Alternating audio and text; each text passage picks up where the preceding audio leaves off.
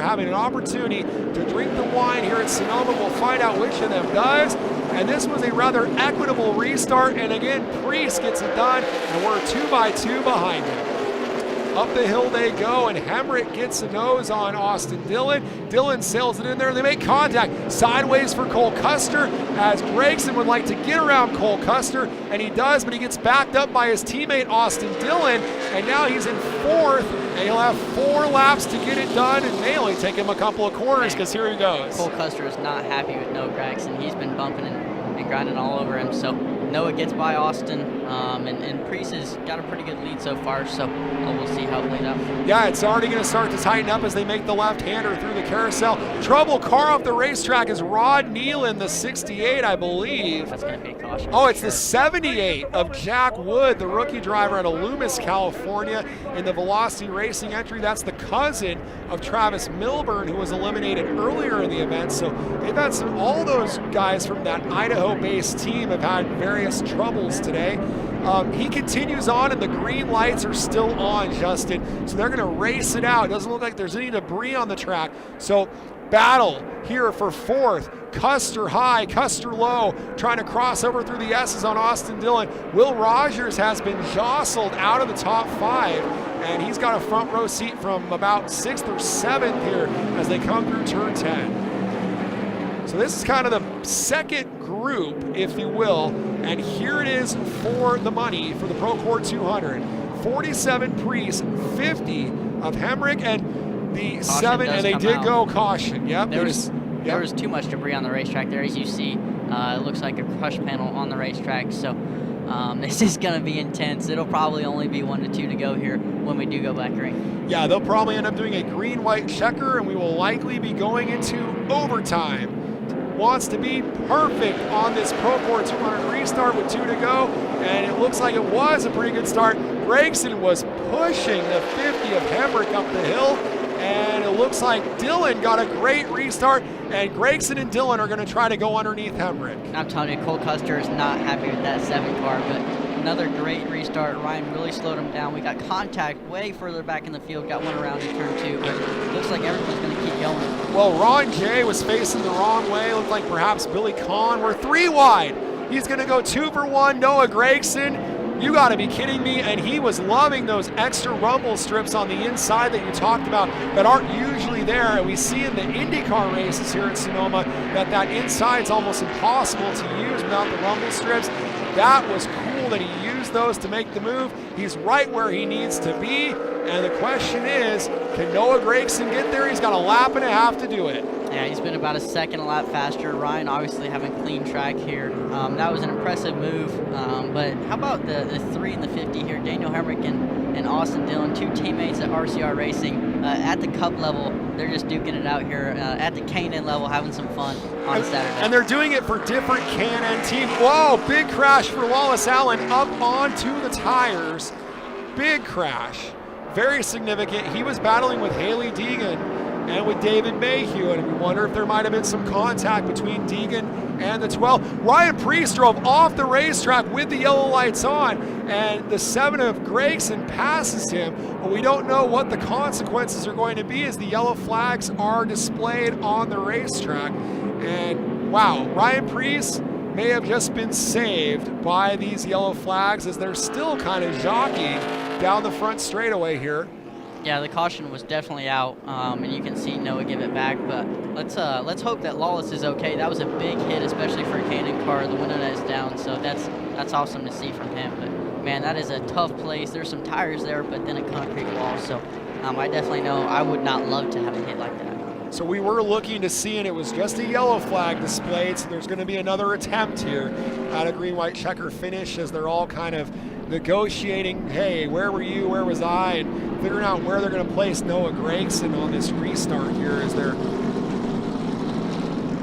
moving up the 50 of Daniel Hemrick, at least unofficially, has moved up a little bit. So we'll see where they end up slicing this out. This is going to be pretty intense. I mean, there's not much more intense of a battle at Sonoma Raceway than seeing Noah Gregson 3 wide on the entrance into the carousel. Is about the wildest thing I've seen here at Sonoma, and great to see Wallace Allen walking away.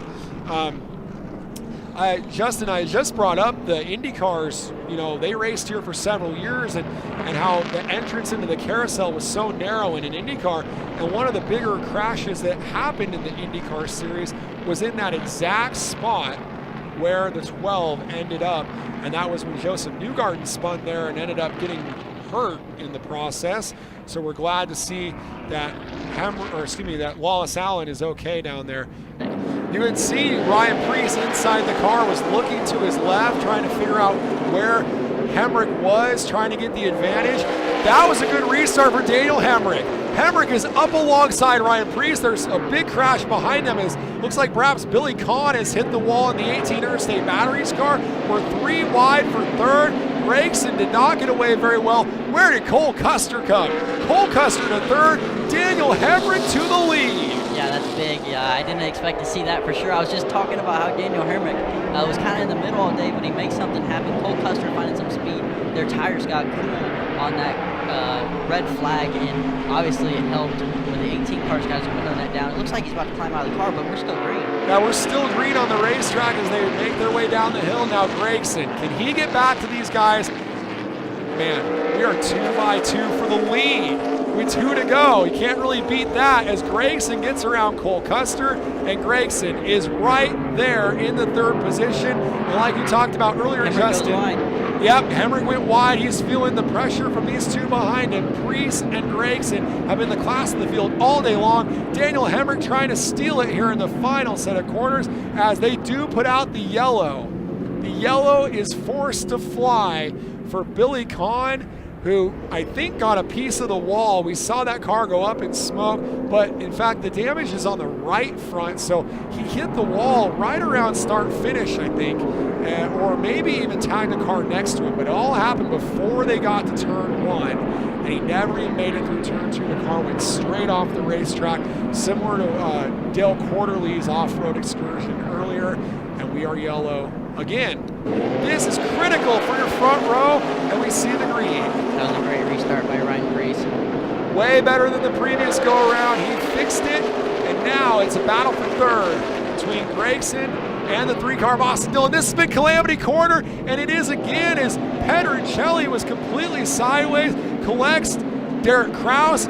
Heartbreaker for Derek Kraus. Matt Levine's in the middle of the dirt as well. The 5150 car of Carlos Vieira is in there. And while they're doing that, Noah Gregson going up the inside of Hemrick. Gregson up the inside of Hemrick. Just a little bit of contact there down the hill.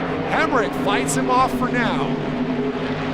You can see how aggressive Gregson is being on Daniel Hemrick. Up his back bumper and kind of a short track style bump and run on the exit. And it's go time for Noah Gregson. Yeah, Daniel Hemrick probably won't like that, but Ryan Preece has stretched it out. Maybe a little bit too far for Gregson, but I would have not put anything past that car right now. Yeah, it's doable, but he's still got to deal with Hemrick, who gives him the return the favor move, and Will Rogers tries to capitalize on that. That could be what undoes Gregson's run to the front, because now he has to get Hemrick again, and the gap is growing, but Hemrick makes a mistake. It's a couple of times he's made mistakes.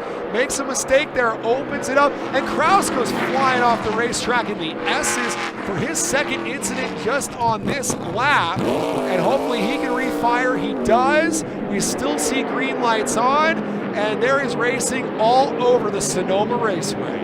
Third through fifth here. Now they're racing pretty hard. It's just going to be up to Noah if he can close that gap on Ryan Preece. It is a big gap, so without a...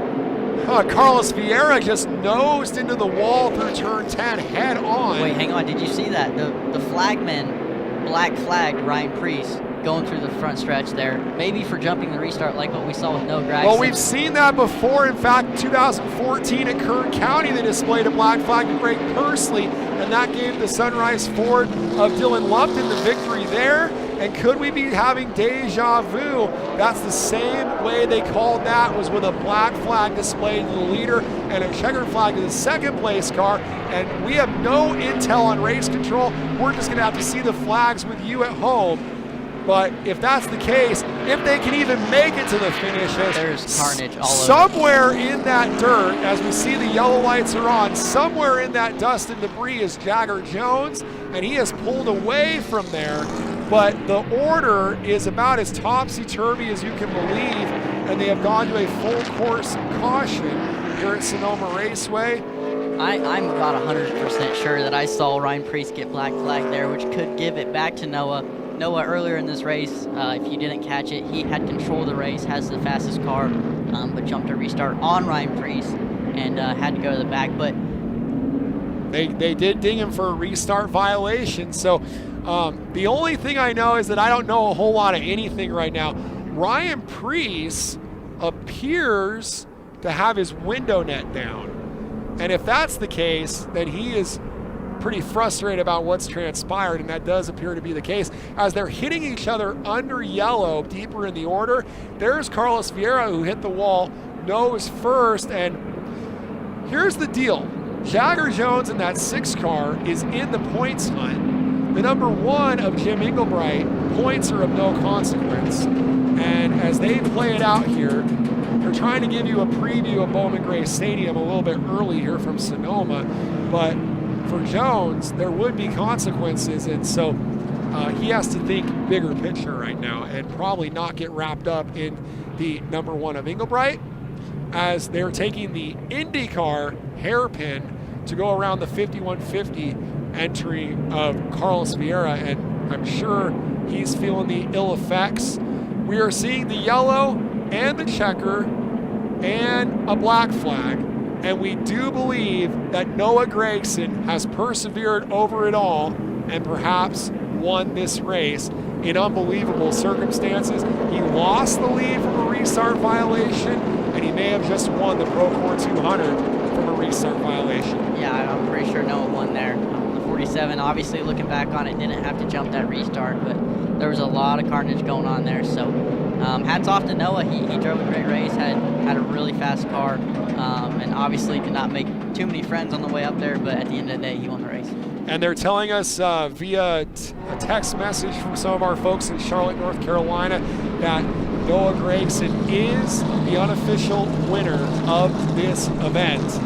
And I'm sure he'll show us some of his experience from the National Series and show off some of his car control and give us a big burnout to celebrate after a hard-earned victory. Look at all the dirt and debris that's been spread across the racetrack. But the race fans here at Sonoma Raceway, as they are still arguing over positions there between Jagger Jones and Englebright, the driver out of Fairfield, California, only about 20 minutes from here. And everything that could happen in a stock car race has happened, and now Noah Gragson lowers the window net and puts the number 1 out the window. He knows it, that he has won the Pro Core 200 for the K&N West, his first Sonoma victory after being second here in 2016. Yeah, it's a really crazy race. Like I said, there was so much that happened there, so many things that went on and different plays. We didn't have all the information here, but we made the best out of it. Yeah, no, I think we saw what we needed to see was the checkered flag and who it was being displayed to. And there's a very happy customer there, the driver out of Las Vegas, Nevada. And he's got nothing to race for tomorrow in the Cup Series like a lot of you guys do. So this is what he was here for. This was objective number 1, was to be here for the K&N race. And definitely a successful day for the Jefferson Pitts Racing team. Very glad to see that team out of Washington return back to victory lane. They've been well overdue for that, going up against the big dogs from Bill McNally Racing and Sunrise Ford, and they brought in some strong drivers who delivered for them here today. I'm going to tell you what, the 7, he used that car up. They're definitely going to have to put a new body on after the race, but normally the crew guys don't complain too much if you bring it home in victory lane, what it looks like. So Noah Gragson's going to come around, and we're going to stay live for just a moment here, race fans, on Fans Choice TV, because we kind of want to see how he's going to celebrate and see him kind of do that stuff as he is pulling over into that IndyCar section of the track to celebrate. He's got the number 1, and obviously he's got to be mindful of all that stuff going on down there in turns 10 and 11 with Vieira, and I think the rest of the field's going to be led into the pits. And I think he's asking for the checkered flag, and he earned it today here at Sonoma.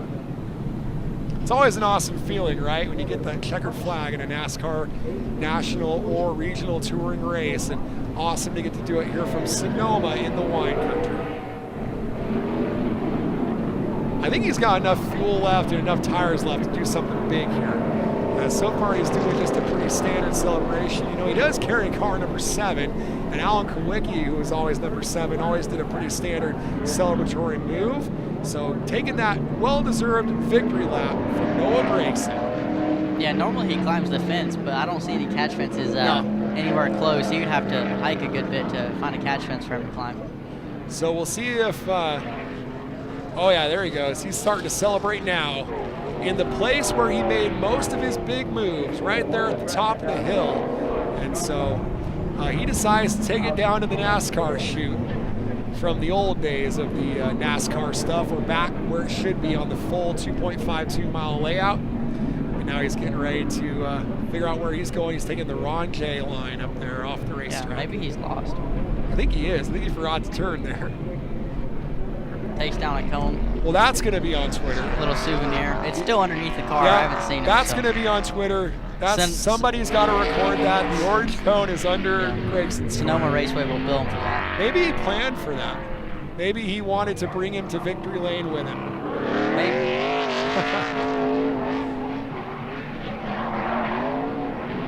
Now, it looks to me like Noah Gragson would do a great job in a modified on dirt because he's got that thing pretty sideways. Yeah, he definitely got some great car control there, taking her sideways. But the 36 car here, he had a rough day. Plenty of up and down for him. So that was such a crazy race. Let's do an unofficial rundown. We believe they're going to slide that 47 of Ryan Preece to the bottom of the lead lap cars. So your race winner would be Noah Gragson ahead of Daniel Hemrick, Austin Dillon, Cole Custer, and David Mayhew, followed by Trevor Huddleston, Will Rogers, Jim Inglebright, Jagger Jones, Haley Deegan, Dave Smith, Tim Spurgeon, Paul Pedroncelli, Matt Levine, Cody Vanderwalt, Jack Wood, Takuma Koga, Rich DeLong III is listed as a lead lap finisher. Great effort for him. Derek Kraus also on the lead lap. And rounding out your top 20, all lead lap cars unofficially, will be the 47 of Ryan Preece. The rest of the order was multiple laps down. 21st for Carlos Vieira, the 18 of Billy Kahn, the 36 of Ron J out of Canada, as we see Noah Gragson climbing on top of the car in front of that big grandstand in turn 7. Wallace Allen credited with 24th. Then the local driver Rod Nealon was 25th. Dale Quarterly never returned to the race. He was credited with 26th. 27th for Todd Souza.